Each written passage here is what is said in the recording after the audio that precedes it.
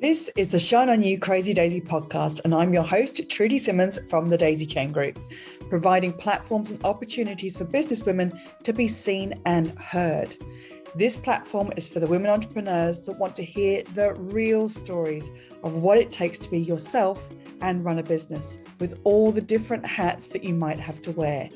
Come and join the Shine On You Crazy Daisy membership, offering online networking, co-working, collaboration, and monthly masterclasses for you to grow your knowledge.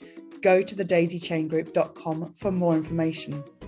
These are the platforms to hear and share the stories of the tenacious, the rebellious, and the resilient women that are working towards the future that they build for themselves and their families.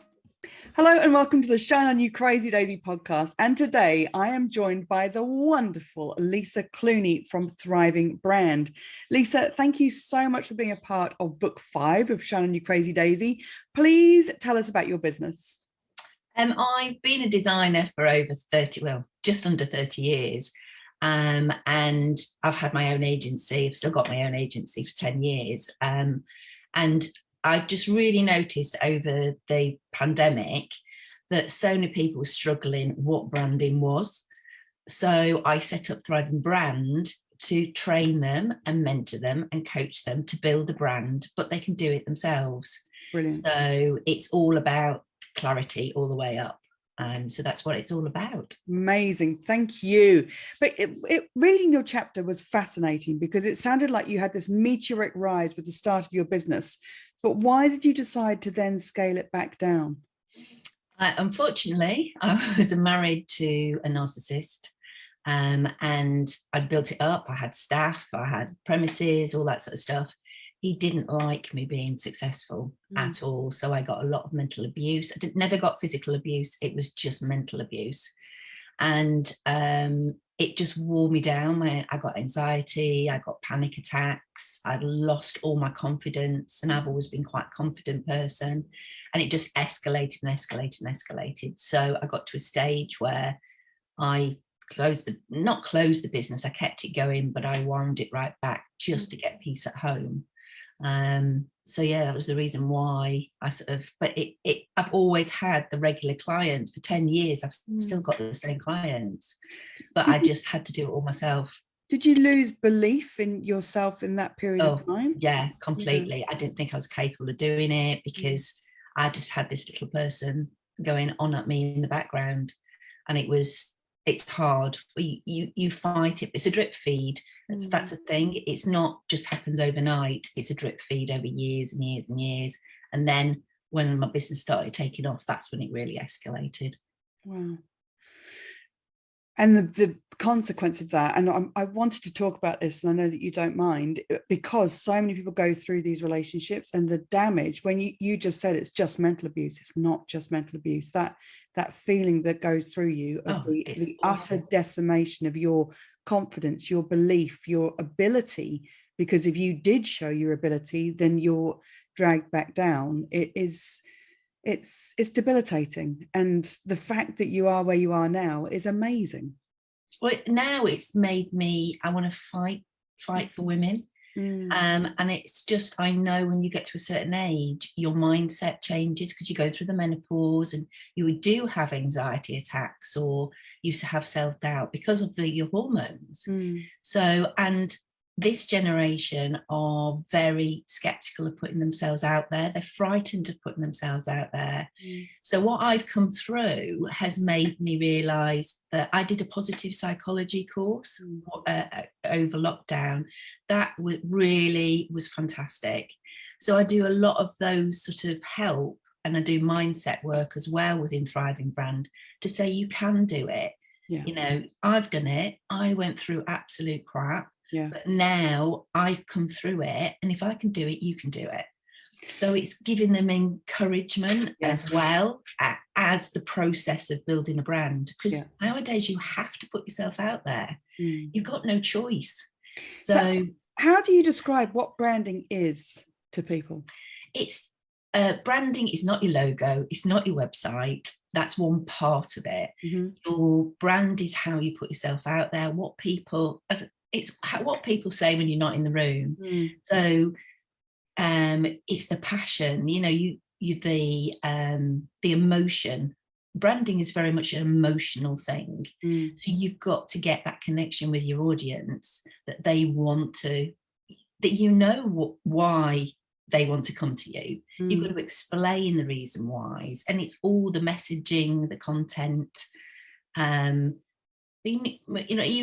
so many brands out there is you have that connection. Marks and Spencer's, their food, the way that they come across, they portray their food, it makes that feeling, and that is what you want at your brand. You want that feeling that people want to warm to you, and you want to cuddle, learn more, lots and lots of different emotions. It's so important to have these conversations, because when I read your chapter and I was thinking about that, what people say when you're not in the room, I thought, crikey, what would people say about me when I'm not in the room? And I know, because people tell me, that what they say is, Trudy's an absolute ball of energy. I feel so motivated after I've spoken to her, I've seen her. Her enthusiasm is infectious. All those wonderful things. That's not, she's a clarity and productivity business coach. It's not, she runs network events. It's people want to get in front of how you make them feel. And that is your brand. So important. But I do a lot of work with personal branding as well. And that is what you're saying is the personal brand, because people do business with people. So you've got to get that across. You've got to get your human side, be authentic. Don't be copying somebody else that is out there, because you're not being genuine to yourself. And that'll come out. Sometime you're going to trip up. And then if you've lost the trust with those people, that is it. It's very hard to get that trust back. So why did you decide to niche to businesswomen in their 40s plus? Because that is, the younger generation are very much put themselves out there. They're not frightened of social media at all.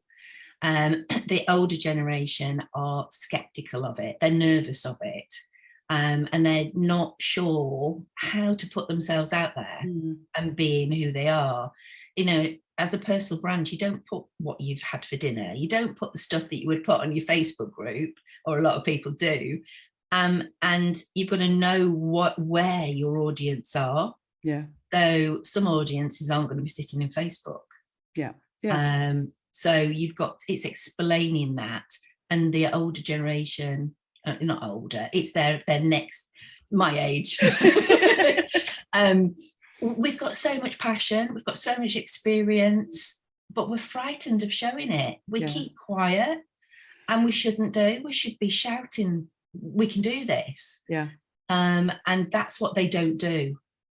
So that's what I want to get. That's the whole reason why I'm doing that age group, because they doubt themselves a lot of the time, and they're frightened and they're overwhelmed, because when they started their careers, they didn't have all the social media, they didn't have all the internet, they didn't have that to the same extent.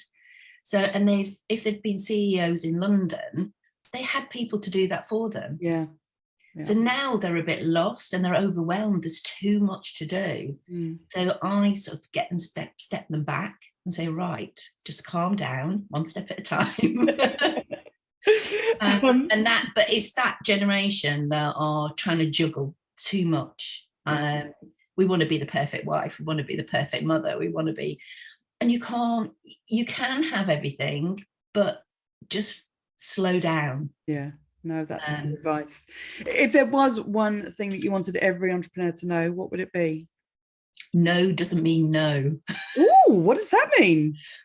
The amount of times that people say, oh, I'm not interested, because they can't afford it or everything. But as long as you nurture them, then they will remember you, and then they will come back when they need you, because they've remembered you. You have done something to them. So never give up. And no doesn't mean no.